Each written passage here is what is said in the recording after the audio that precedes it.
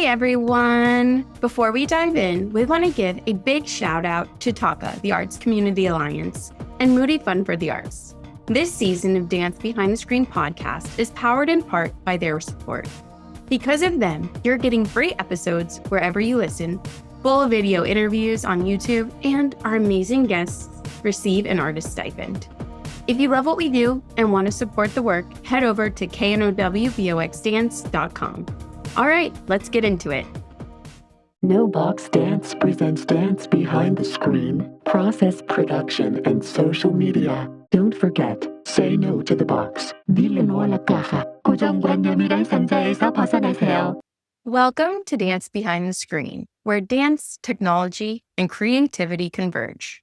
I'm your host, Martheya, and today we're diving into the layered, luminous world of storytelling with a visionary artist whose work spans continents, mediums, and generations. Our guest today is Gabri Christa, a multidisciplinary force whose work fuses choreography, filmmaking, performance, writing, and education into powerful expressions of identity, ancestry, and culture. Born and raised in the Dutch Caribbean, Gabri brings a unique perspective shaped by the crossroads of race, rhythm, and post-colonial history. Whether through award-winning films like Concatri, immersive solo performances, or academic leadership, Gabri's art is both personal and political, interrogating the past while imagining new futures.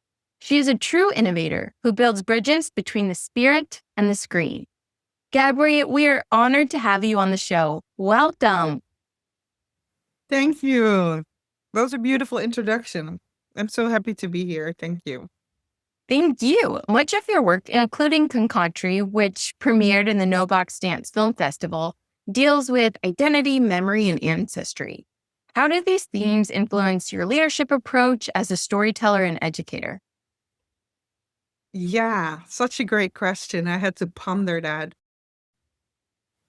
I think over the years, I just started listening more to my intuition and thinking about how I want things to feel like.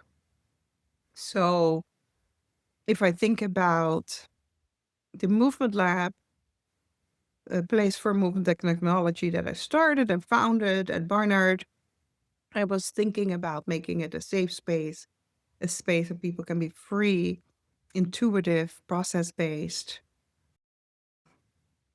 I stepped down for July 1st, which is great because I have other projects to do, but I leave a really strong foundation and a good theme. So I think about how do I want to lead? I'm definitely not a top-down person. I'm definitely more horizontal. And even in my filmmaking, I think I have that. And then I think I've learned, if you talk about spirit, I've learned to trust more of the spirit or of how I perceive people. You're listening to Dance Behind the Screen podcast. Let's explore the future of dance together. In the past, I would maybe think, oh, this is a great DP, or this is a great, and have a great resume, and they're so good. But right now, for my last project, I want to know how spiritually we connect even with the people in my team. So when I worked with the cinematographer for Concatri, for example, I've seen his work. I liked it. I didn't know him, but I said, let's just have a drink. We had non-alcoholic beer at the iFilm Museum. I was there for Cine Dance for my other project. And it just felt right. I really could tell him, I just want to be able to sit with you in one boat. It's so interesting that you bring that up because I feel like at the heart of all art, really, it's about the people. And they're truly the priority that bring these visions to life, bringing the right people into the project. And you're talking about the importance of intuition, but I'm wondering, like, what are other suggestions or strategies you have? You mentioned you all went for a drink and had a conversation. Like, what's that, like, internal dialogue that you're having? How do you know, like, that you're connecting with spirit, like that this is the right person for the project? Yeah, I think, as I said, like I learned to just trust my feeling. And I think oftentimes we get so consumed by credentials. So it took me a little bit to trust that, because I do trust myself normally with decision making, but then I start overruling it at times. So it's just going with my first gut. What are the kind of questions you ask when you're interviewing people to join your team? Woman, as a woman of color, when I first started working, I worked just mostly with men because of the field, filmmakers. And even when I started young, way back as a choreographer and had a company, I would come into theaters, and if there would be one male musician, they would talk to him. Mhm, mhm, When I did my other films, I would often have to prove or be more different than who I am, mhm, be able to be respected. So I had to impose myself that they understood that I know what I was doing. Or I had a set once that I had a big set of my film Casita. And one of the guys came to me making a suggestion my first day. So I got really loud because I've taught public school, and I fired him on the spot. Wow. Just so, and then after that, everything was fine. Mhm, But mhm, really, I don't like that. I've also done a film which is I had Screen Actors Guild people, and I like making fun on the set. I like having mhm, time. We're so fortunate to be able to do this work. So when we're mhm, actually filming, I want it to be a good experience where we mhm. all can be free and do our best work. And I've been questioned even by women. Yeah, when I had one of the Screen Actors Guild, and she was like, "You have to be more of a bitch." And I was just like, I can't. I'm also not bitch to other women. Like, this is not what I Mhm. want to do. Not in the moment, of course, because I had to keep it moving.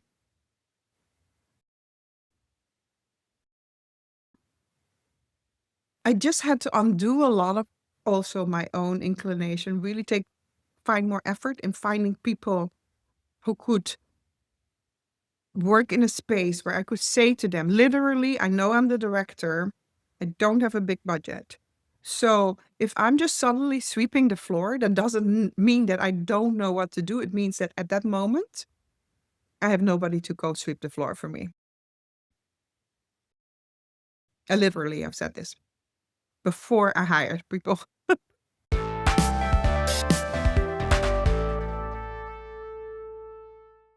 I'd love to kind of shift gears a little bit and talk about innovation and technology. So, in filmmaking and choreography, how are you seeing technology expand your storytelling? Man, I've been Mhm, thinking about technology a lot.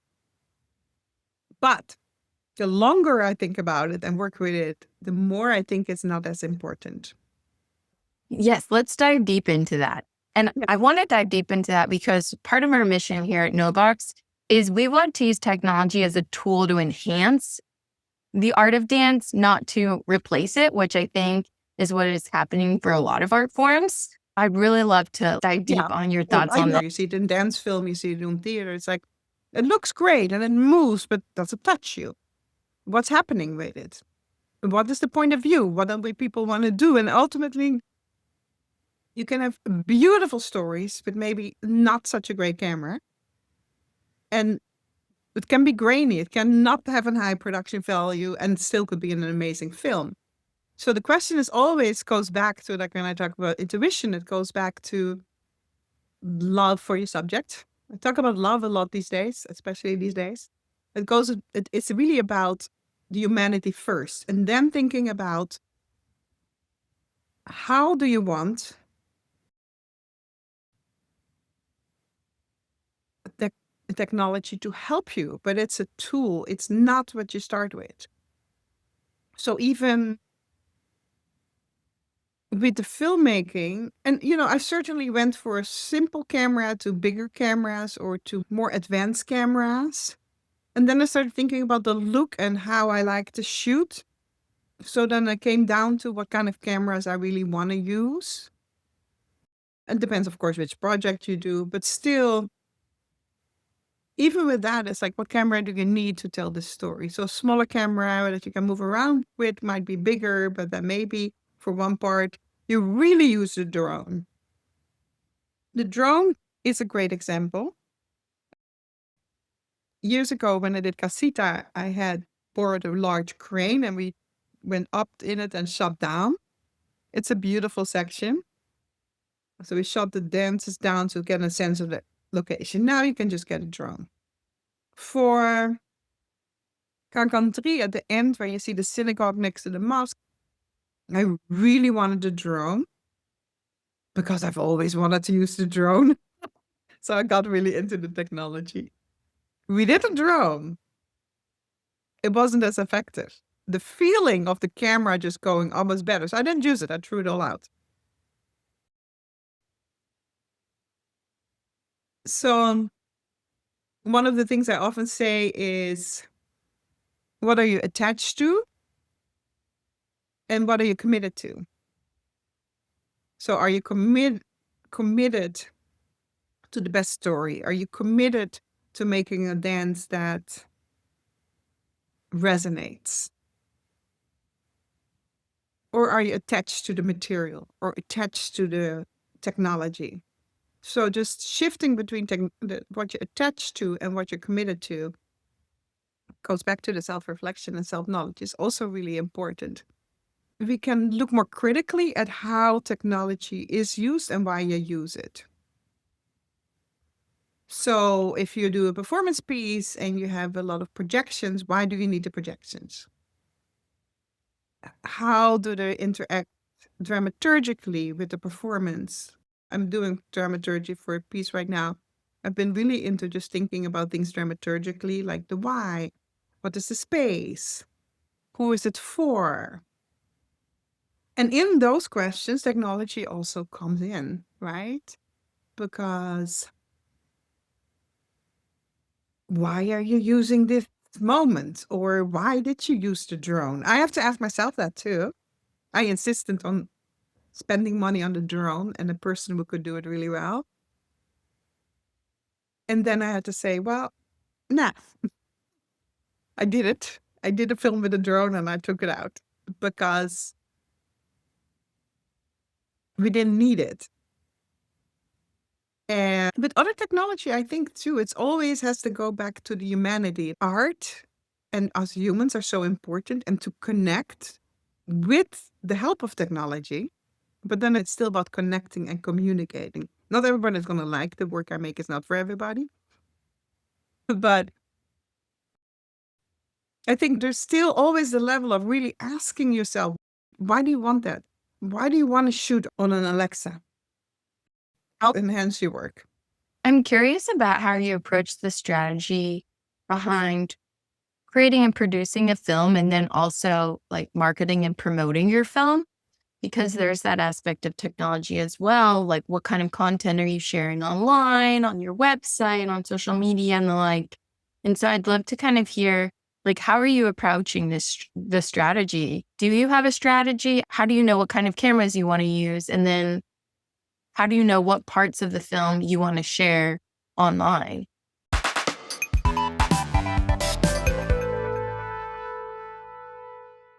Yeah, so actually it's funny because I am really intuitive, but also I'm kind of geeky. So I look at lenses and things like that. So first start with what I write. I write an elaborate screenplay. Mm, I have a lookbook. I do all those things. Like I don't just go out and shoot at all. Like I'm mm. a preparer. So it's like, Okay, yeah, tell us, what are all the things that you do? yeah. Now I have a lookbook. So with the colors and things, what I'm thinking, I talk about the feel I want for something. If I can, I go to locations and take pictures. And then I write a detailed script. And in the script, including like for Cancan 3, I know the edit. So I know how I want to edit before I shoot. Okay. I also, with Cancan 3, I circled everything counterclockwise. Everything. Minus sometimes I ever go forward and the camera always goes to the left. And that was decisions that were made before. And then I look, okay, what is the best camera for that? So I've written all that. I spent a lot of time with the DP and the light. So that's why I said in the beginning, I prepare a lot, ask myself a lot of questions. I don't just go on the fly, but then I improvise beforehand to see what I want once I'm on location. But once we started shooting, I sent what we're doing the next day at night. I sent the whole list and have somebody help me with that too. And then when we're preparing, I talk about what camera we're going to use, what cameras, and what we're going to take, what would work best in the different kind of settings. We discuss all the lenses. I discuss that with them too. So I'm geeky that way. And then also, like, for example, with Steven, who did Cancan 3, I want to make sure that it's also camera he knows. I prefer the Sony A7 III that I have, but he was more familiar with the Canon, so I went with that. And how did you decide which lenses you wanted to use? That was based on what we were going to film. So I don't know offhand all the lenses. I could get a list of that. But we had a list of lenses and then we chose. So we needed a wide lens. We needed something that could be closer. For movement and a camera that's already on a stabilizer with a high sensitivity to blue light, you know, of course you have your frame ratio and what you have to put it on, but certain lenses would be maybe too slow for it. So it's like all those things I prep. So that's a big part of the prep, is actually thinking about all those things. And then once I have a shot, you know, like a shooting schedule and what we do what day, I want to make sure that we talk about what lenses we're going to use that day, what are we bringing, what do we need, what the weather is. Thinking about the things that we definitely have to have, because I know the beginning of the scene and the end of the scene and how it's going to go into the next scene. So with them one, it's like either it turns, this thing ends with a close-up on the chandelier in a synagogue, which goes to turning at when we were in another location with the trees. When we shoot the next day, I'll talk about that too. So every time it's like, what are the cameras? What are the lightings? What are we going to need next day? I do all of that with the DP. And the lenses and everything is really based again on the script, on the location, on the kind of weather it is. If it's outside, it's based on the coloring of the scenario and of the kind of movement it's going to be. And then if there are things, for example, we did Winty ceremony, which would be more documentary style shooting, because we were just in a real spiritual ceremony. And it had to be low lights. So everything was low light. We discussed that. Then I did all the lighting for that, but I had 2 little lights that I knew I could play with. So I was literally behind him with my lights. And there was no other light minus my 2 little lights right behind the camera. And so much. I love stuff like that. That's what I mean. But like if there would be a lighting designer, and that was because of the look I wanted the feel of it, and it didn't work to put light on the camera because that wasn't the right feel. So I don't know if you remember that scene, but that whole scene was just me with 2 little lights behind the camera. That's amazing. I had them in my hand. That's so cool. A real look behind the screen of making that. Yes. So, and then the lighting is also, I have a colleague who I've worked with a lot who was also director for my other film. He wasn't on this film, but he's really great with lighting as a cinematographer. So it's like the location was in the Amazon. We had to carry it. It's All those logistics. all the logistics, right? And then we have a small crew. So it's also like, okay, how do we do that? Does it fit in the little kayak without tipping over? And but again, going back to the script and the look. And then this is the fun part, the problem solving. It's like, okay, we're going to be there. And then, okay, I'm going to take these little lights. And then Guy helped me a lot with it. And that's where teaching and everything else comes in, because I didn't know how to do any of that. I got really good in doing camera, teaching it. And lighting, he teaches a guest class in my screen dance course about lighting. And then I just started playing myself with lighting and starting to understand it better. But again, from a more body-based approach. Because I read all the lighting books and all the But more camera. about practice. In practice, like what is it actually going to look like when you're doing it? Yeah, that Yeah. makes so much sense. I mean, I took Hollywood directing the camera course. I took all those things and I have this big thing, but on a physical, on the ground level, I never really commuted. And I said, I need to stay being the dancer. So I'm just going to try the way we would try before we shoot. So I play around in a studio with lights so that I understand what it does and how it looks like before I go. So that's when I work with the technology. You have smaller lights. That's where I think about the cameras I want to use, the lenses I use. But again, this is the look I want. I look a lot of films. It's like, I like this look, So I took that for my lookbook and kind of, this is the look. And then it's How like, to replicate that. or how can I not 100% replicate it, but how can I get that feel? And then that's the fun part for the pre-production is like, okay, how do I do that? And how do I do it if I don't have giving it off to this somebody else, which I've done in the past, and they lied it, and I say no, yes, no. It's But like that puzzle piecing all the parts, working parts together. And that's so fun. I mean, I love the creative process, but that's when you say trusting. It took me so many years to say, I'm a body-based person. So I'm doing body-based camera. I'm understanding it with a guide with dual gimbal, non-electronic, non-technology. When I shoot myself, it's mostly with dual gimbal, smaller camera. I might mount some cameras, some light on it.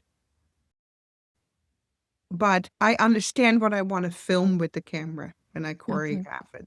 I understand what light does if I play with the lights in the studio. And then when I go on set, I know what I'm doing. So that's the other part. I understand the reading or the viewing or taking a course and whatnot. But I understand it on the physical level by just trying it. Doing it. Yeah. No, that makes so much sense.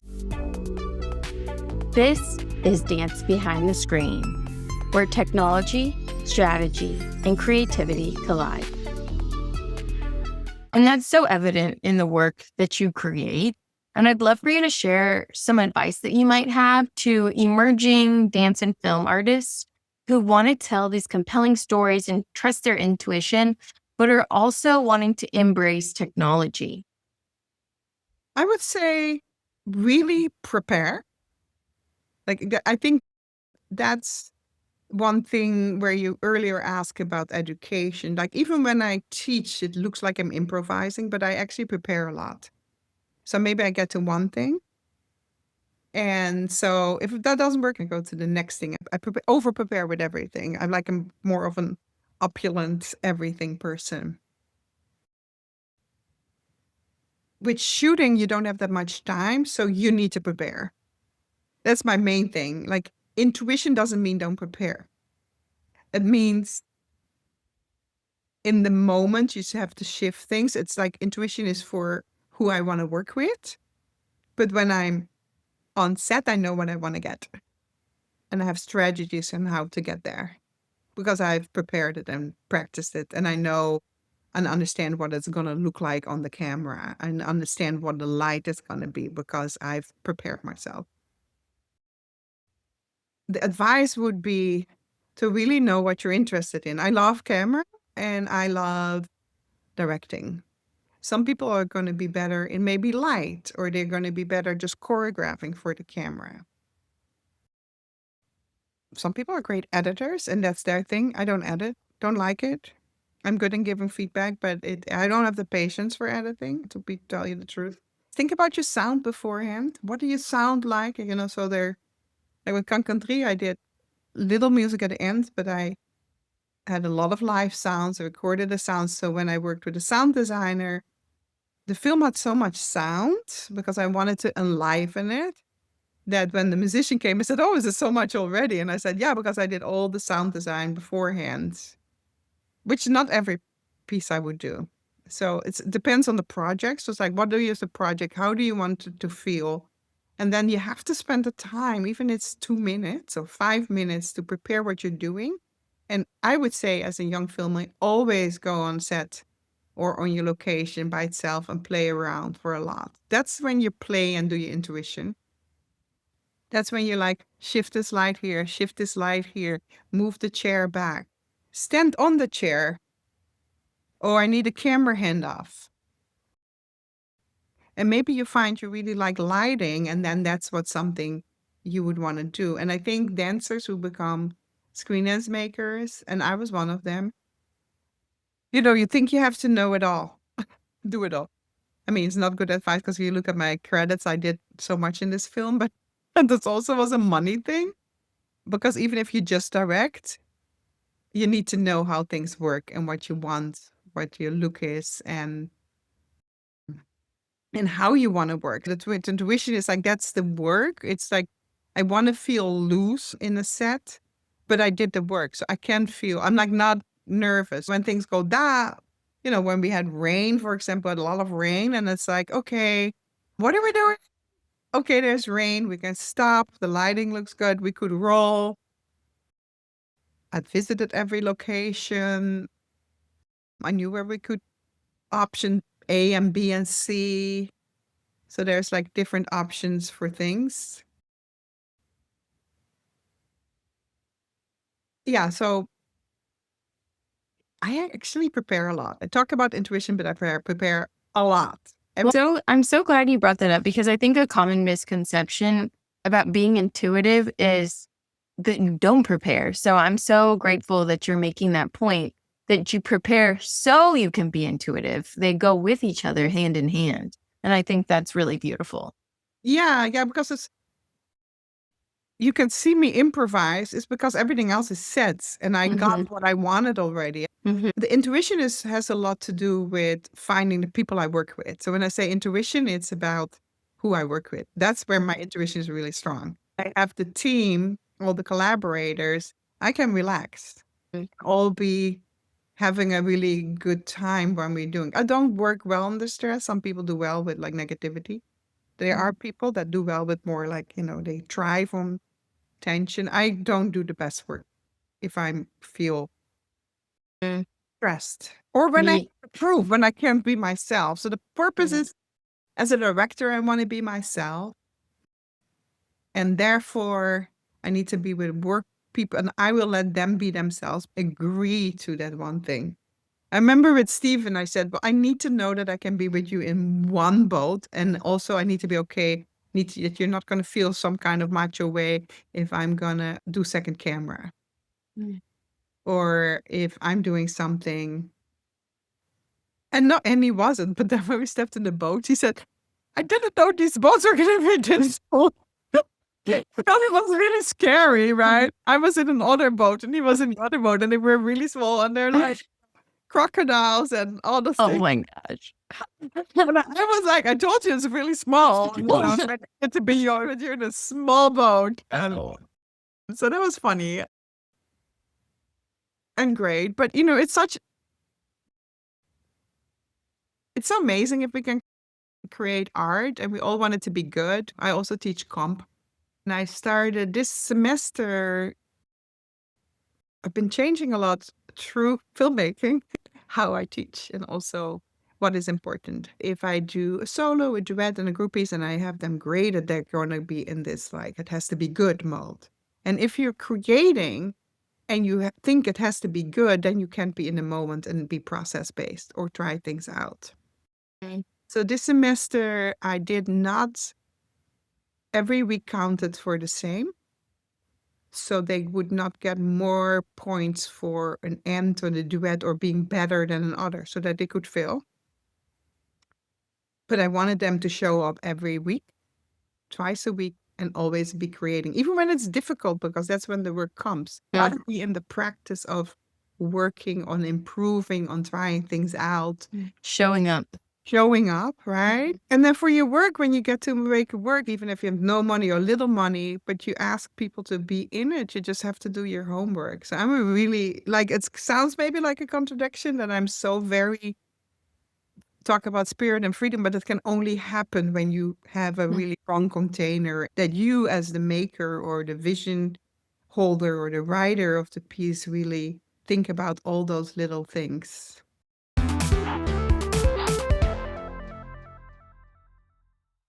Well, speaking of containers, our tagline here is say no to the box and yes to the future of dance. In your own words, how do you say no to the box and yes to the future of dance? I've been thinking about this question a lot, and I don't think I can be very concise. And I love the question, so thank you for that. I love saying no to the box. I think by definition, I think outside the box. I think it's in my films. It goes. I think for me, it's like really again look at what you want to make and don't be confined with how it should be and how the story should be told, especially with dance film, because it's never as ABC, A1, or it has never is as clear as a very traditional story. The more we see screen dance on film, on TV, there's gets a little bit formulaic sometimes, right? And so no to the box is to me really being 100% make the work you want to make and you believe in without necessarily thinking in how it's going to be received as an artist. So that you can explore how you can push those boundaries, the box, like the way you think a film should be or your art piece should be. So it basically comes back to yourself again. And then in the dance world, it's still really, it's like I've really been thinking about this so much lately, especially in this time. Technology is a tool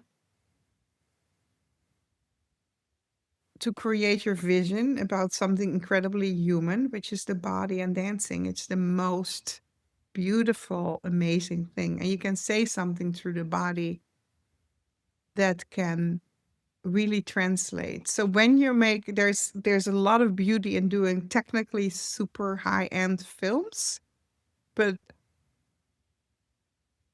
what are you saying? What do you want us to feel? What is your message if you have a message? The message can also be, it's going to be an abstract piece about lines and beauty, and that's very clear. But then really commit to that, right? So then if it's like the box and you push outside that and you're like, I'm just going to do lines. I'm just going to play with light. And the film is about light. Like that's sort of the vigor and the daring to really push for what you want, whether it's going to be trendy or not. That's fine. When I look at other films, that's what I look at, that commitment to the vision that you have. And then the no to the box is also the no to the box we put ourselves into. And then, we see so much dance right now. So the hardest thing is like, even when I work with choreographers, why do you do that movement? Because you think it's dance if you have an high leg suddenly. It doesn't fit in the piece, but you will see certain things coming out of nowhere because there's a definition of what dance is. So what is dance for you? Do you put yourself in a box? What is that box? And those are really fun things to ask yourself. But it's vulnerable. It is. Scary. It means that people might not like your work. You're going to be rejected. But you need to want to make that thing that you want to make that thing enough for the right reasons, I think. And the right reasons are also still dependent by you. And it's funny, right? Because you said say no to the box, and you and I will know what the box is. And I think we all know what the box is. So, it's like to be unapologetically yourself as an artist is the hardest thing, but that's sort of like the ultimate thing you have to do. I'm very grateful for you guys and liking the work. It's not work that everybody gets or understands sort of the inner logic of the work. But what was it even like Cunningham who said that? Cunningham said, dance gives you nothing back. That one fleeting moment. There's one person to like your work to do the work. And, I'm really from that old belief that you become an artist because of the artist, for the sake of the artist. And Martha Graham said it so beautifully in this very famous quote, which I cannot do out of my hand, but it's about, it's not your job to judge your work. It's your job to do the work and be in the work, right? And I think that keeps the form going forward, and it keeps you getting out of the box if you truly do that. And those are two people who push out of the box. But I find, I like history stuff, but I find when I read some of their quotes or what they say in their books, and I'm like, yeah, that still super resonates. Yeah, it's so relatable, even in everything, right? But yeah, it's sort of the self-doubt or the I should do this, blah, blah, blah, that voice here. That's sort of not concise answer. No, I love the vulnerability and I love the processing out loud with us. I think that, like you said, it's like we're not necessarily naming and framing what the box is, but we kind of all have our own boxes, that we're saying no to. And maybe those boxes change with our journey. Flash 4. So it's time for our Flash 4, where we ask all our guests to answer 4 questions in a flash. So as fast as possible. Are you ready? Okay. Here we go. If you had to recommend a resource to our audience, what would it be? On Being. What was the first dance you saw? Trisha Brown. Do you think social media has a positive influence on the dance world, yes or no? Yes, when it is about promoting your work. No, when it's about putting yourself in a box and comparing yourself. What's your favorite social media platform? I have a love-hate relationship with all of them. I think Instagram for dance, because you can share a little bit more. Not TikTok. Me either. Gabri, thank you for sharing your insights, your stories, and your spirit with us today. Your work is a very powerful reminder of how art can bridge the personal, the political, the ancestral, and the digital. And I loved how vulnerable you were today in sharing your personal experiences when creating the films. These conversations like today are so important to remind us, you, the listener, that you're not alone. We all kind of have these similar experiences of trying to listen to ourselves, find that inner confidence and intuition, and to really stay true to making the art. So thank you so much, Gabri, for coming on our show. Thank you for the work and for doing the podcast. Thank you for having the festival and also asking great questions. And thank you also for allowing me and others to be heard in our thinking, because, I care so much about this form and dance, and art is our activism too right now. It's like, it doesn't matter. We have to keep creating because it's the first thing they will take from us. And cherish it. Cherish it. That's what I would say. So thank you for so much, really.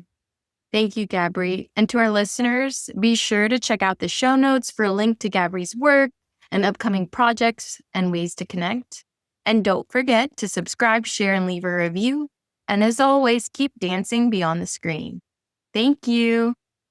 Thank you. From No Box Dance, I'm Martheya. Stay curious, stay creative, and keep moving forward.